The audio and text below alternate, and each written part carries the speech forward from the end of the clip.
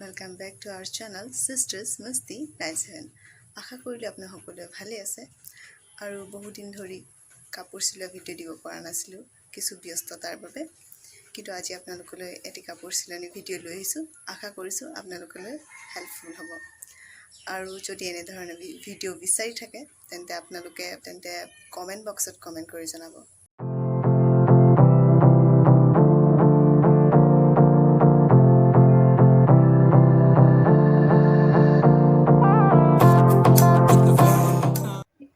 এইটো এটা ইয়েলো কালাৰৰ মিটাৰ কাপোৰ লৈ লৈছোঁ আৰু এই কাপোৰেদি আমি এটা টপ চিলাম তাৰ আগতে যিবোৰ প্ৰয়োজনীয় সামগ্ৰী সেই প্ৰয়োজনীয় সামগ্ৰীসমূহ গোটাই লৈছোঁ এইটো এটা ইয়েলো কালাৰৰ সূতা আৰু এইটো এটা লেছ হয় এই লেছডালৰ কাৰণে আচলতে ইয়েলো কাপোৰযোৰ আনিব লগা হ'ল এই লেছডাল আচলতে আমি বেলেগ এটা কাপোৰত লগাবলৈ আনিছিলোঁ কিন্তু সেইযোৰ কাপোৰত নলগালোঁ সেইবাবেই যাতে লেছডাল ৱেষ্ট নহয় তাৰ বাবে ইয়েলো কাপোৰটো আনিব লগা হ'ল আৰু এই ইয়েলো কাপোৰেদি এতিয়া টপ এটা চিলাম আৰু আগলৈ চাই থাকক কেনেকৈ আজি টপটো চিলাওঁ এয়া কাপোৰটো হয়তো সকলোৱে জানে যে কাপোৰ কাটিবলৈ হ'লে প্ৰথমতে কাপোৰযোৰ লুটিয়াই ল'ব লাগিব আচলতে কাপোৰটো লুটিয়াই কাটিলে ভুল নহয় বুলি কয় সেই গতিকে কাপোৰটো এনেকৈ লুটিয়াই লৈছোঁ তাৰ পাছত আমি এনেকৈ ফল্ড কৰি ল'লোঁ ফল্ড কৰাৰ পিছতে যিটো টপ চিলাম সেই টপটোৰ জোখত আমি বেলেগ এটা কুৰ্তা এনেকৈ লৈ লৈছোঁ এই কুৰ্তাটোৰ জোখতে আমি টপটো চিলাম আৰু এনেকৈ থোৱাৰ পাছত আমি চকডালেৰে আঁকি ল'লোঁ বডিৰ জোখটো এনেকৈ চকডালেৰে আঁকি ল'লোঁ তাৰ পাছতে এতিয়া কেঁচিৰে ধুনীয়াকৈ কাটি উলিয়াম ঠিক দেখুওৱা ধৰণেই কেঁচিডালেৰে ধুনীয়াকৈ কাটি উলিয়াম আৰু এটা কথা আমি কোনো প্ৰফেশ্যনেল ট্ৰেইনাৰৰ পৰা ট্ৰেইন হোৱা নহয় সেই গতিকে আমি যিখিনি জানো সেইখিনি আপোনালোকৰ লগত শ্বেয়াৰ কৰোঁ আচলতে ঘৰত মায়ে চিলায় আৰু মাৰ পৰা যিখিনি দেখোঁ বা যিখিনি শিকোঁ সেইখিনিয়ে আমি জানো আৰু আপোনালোকৰ লগত শ্বেয়াৰ কৰোঁ যদি কিবা ভুল দেখি পায় বা আপোনালোকে যদি কিবা জানে তেন্তে নিশ্চয় কমেণ্ট কৰি জনাব যাতে আগলৈ আমি আৰু ভাল কৰিব পাৰোঁ এতিয়া এনেদৰে আমি বডিৰ জোখটোৰে কাটি উলিয়াম কাপোৰডোখৰ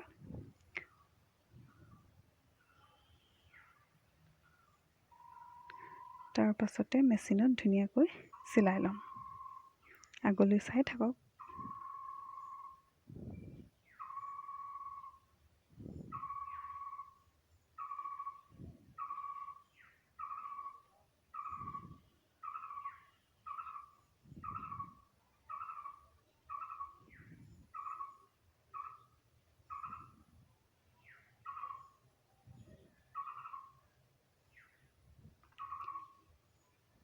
এয়া কাপোৰটো কাটি কমপ্লিট হৈ গ'ল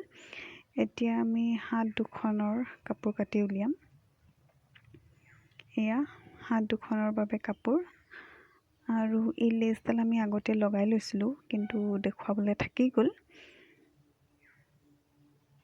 লেছডাল লগোৱাৰ পিছতে তাৰ পাছত এনেধৰণে হাতখনৰ পেটাৰ্ণ বহাই আমি চকডালেৰে আঁকি লৈছোঁ তাৰ পাছত ধুনীয়াকৈ কাটি উলিয়াম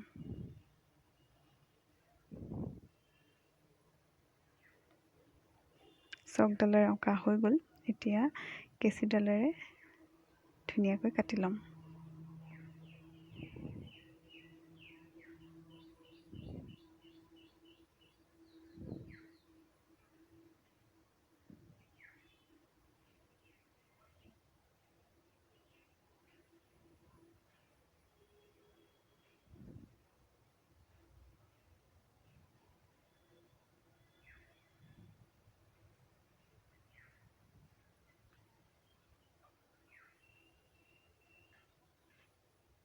এয়া এফালে কাটি হৈ গ'ল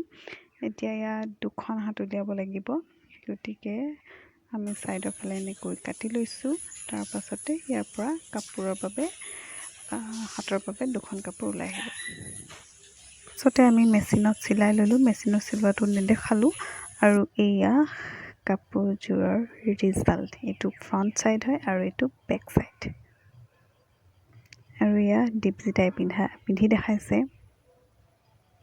কেনেকুৱা লাগিছে জনাবচোন আপোনালোক। আৰু এইটো এটা বেলেগ এটা কুৰ্তা হয়। এই কুৰ্তাটো চিলালোঁ, কিন্তু বিশেষ কাৰণত ভিডিঅ'টো দিব নোৱাৰিলোঁ। কিন্তু আগলৈ যদি এনেকৈ কুৰ্তা চিলাওঁ নিশ্চয় ভিডিঅ'টো দিম। চাই ভাল পালে লাইক কৰিব, শ্বেয়াৰ কৰিব, আৰু যিসকলে নতুন দৰ্শক তেওঁলোক প্লিজ ছাবস্ক্ৰাইব কৰি দিব।